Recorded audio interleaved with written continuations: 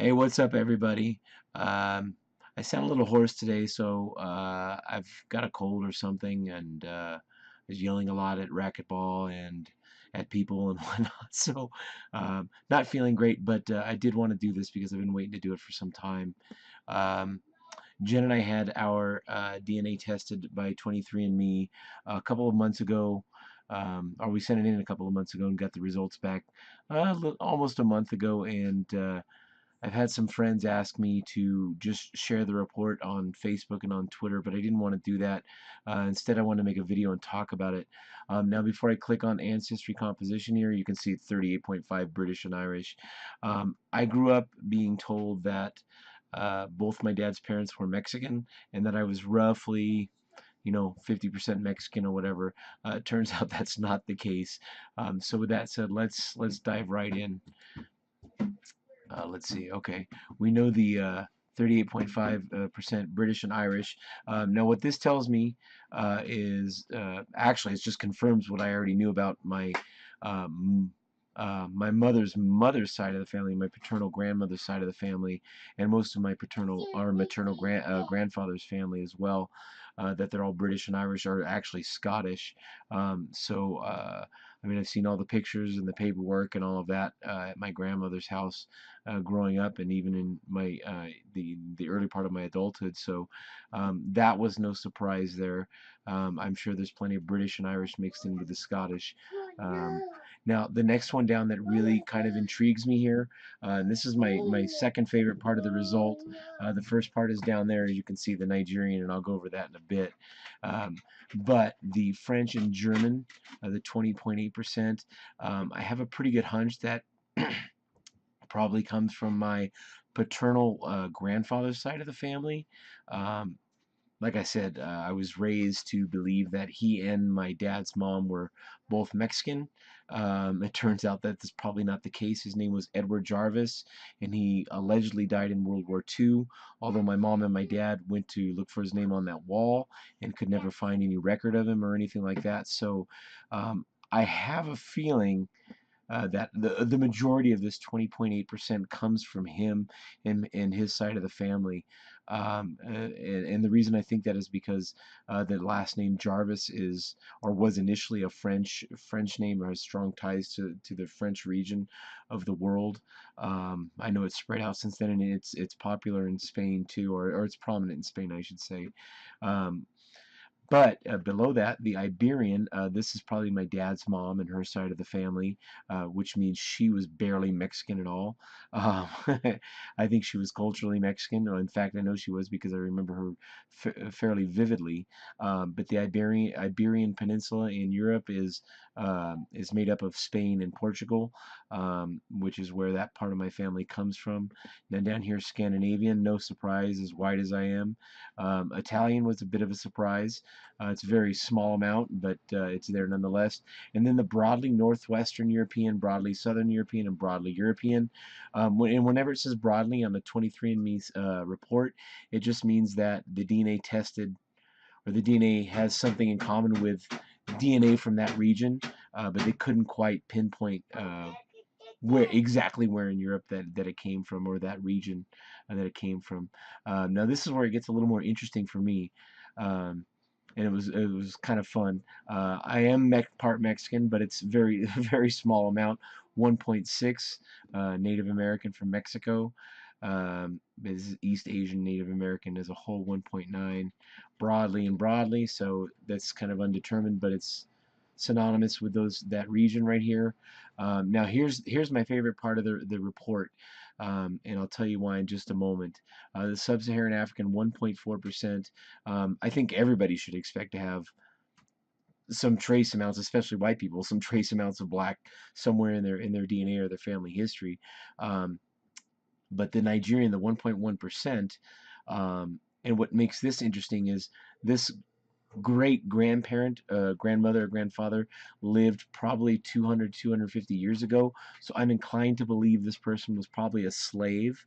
Um, and I believe that because my mother's father's family fought for the Confederacy. And I know that because I've seen the pictures of my ancestors on that side of the family. My grandmother and my grandfather showed those to me when I was little, and I saw them a number of times before reaching adulthood and a few times thereafter. Um, so I'm inclined to believe that's the case.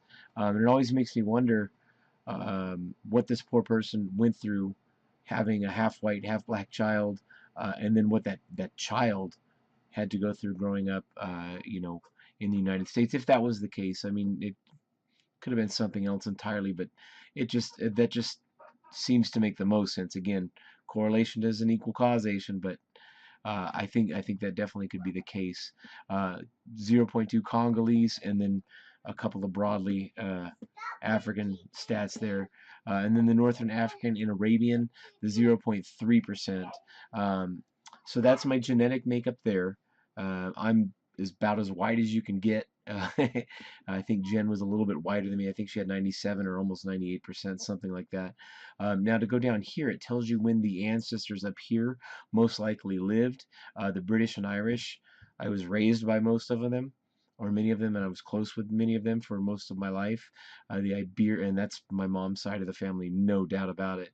I know my grandmother was a McBain, my grandpa was a White, and then my great grandma was a McLean before she became a McBain. Like they're all mix and O's and all of that stuff. So, but the Iberian comes from my dad's side of the family, probably my paternal grandmother's family, because they were Spanish and then came to Mexico and or the United States at some point early on there. The French and German, again, I'm inclined to believe that's my paternal grandfather's uh, genetic makeup or his ancestry. The Scandinavian, I have no idea where that comes from, which side of my family that comes from. Now here's that interesting part again, the Nigerian thing, and here's why I believe this person was a slave and probably again was owned by my uh, maternal grandfather's ancestors. Um, they lived or were born somewhere between 1730 and 1820. That just screams slave to me, unfortunately. But it's interesting nonetheless. It's fascinating to me. And then below that, North African and Arabian, same thing. Had another great grandparent born between that 1700 and 1820, Native American. Congolese, that's going way back to 1700 or between 1700 and 1790, and then Italian, same thing. So that's my genetic makeup and my history is probably as best as I'll ever know it. If you haven't done 23andMe, it's a lot of fun. It doesn't they tell you like 6 to 8 weeks to get your results. It took us like three or four, I think. You just spit in the tube, as long as you don't eat or drink anything, I think for an hour, a couple of hours maybe. You spit in the thing, mail it out, and then you get an email saying your report's ready, and then you get something like this. Um, what the really cool thing about this here is, and I'll just give let's see, where is it? Oh, Neanderthal. It gives you your Neanderthal. I'm like less than 4% Neanderthal. Um, but let me go back to the home thing here. Oh, family and friends. That's right. Sorry. This is what's really cool to me. View DNA relatives. Everybody that's my wife has had a child before I met her when she was really young, and it connected her with him automatically, and it connects everybody with all of their genetic cousins, um, mother, father, grandfathers, everything, anything that's family, distant or close. I found out that I had a first cousin once removed.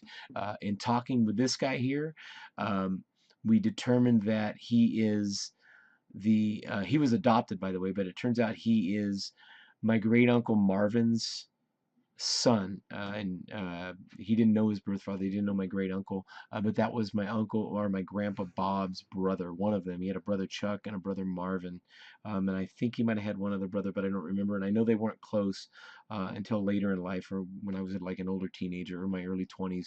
They started getting back together. But it turns out that that's where he comes from, and he was pretty excited. To find that out because until I came on here, he didn't know who he was or anything about his birth family whatsoever. So I shared everything I know, and I know a pretty good history about that side of the family. So that's pretty cool. If you know, if you do this, you get all of this cool stuff too. Like I have family everywhere in the world, like in Mexico, in Spain, in Africa, in Texas, everywhere. So that's it. Hope you enjoyed it. Thanks for watching.